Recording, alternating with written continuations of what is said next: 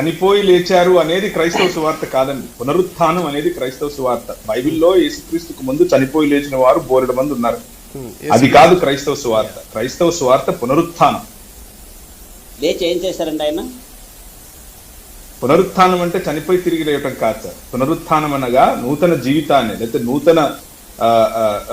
నూతన శరీరాన్ని, మార్పు చెందిన శరీరాన్ని, లేకపోతే రూపాంతరం చెందిన శరీరాన్ని తిరిగి సంపాదించడం, కోల్పోయిన మహిమను తిరిగి సంపాదించి జీవించటం, ఎప్పటికీ మరణం లేని జీవాన్ని తీసుకుని రావడం. సో కొంచెం దాసపైల గారు కొంచెం నూతన నిబంధన గ్రంథంలో ఉన్నటువంటి ఇవి చాలా ప్రాథమికమైనటువంటి అంశాలు. ఈ ప్రాథమికమైన అంశాలను ఒక్కసారి మీరు తరచుకోవాలని ఆశిస్తున్నాను. దయచేసి చూడండి, ఇవి చాలా చాలా ప్రాథమికమైనటువంటి అంశాలు.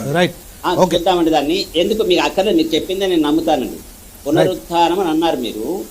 లేచి ఆయన ఏం చేశారు? ఆయన లేవటమే ఆయన సాధించినటువంటి విజయం అండి, మరణాన్ని జయించటం. కానీ ఆయన లేచి ఏం చేశాడు అంటే తన శిష్యులను పిలిచాడు.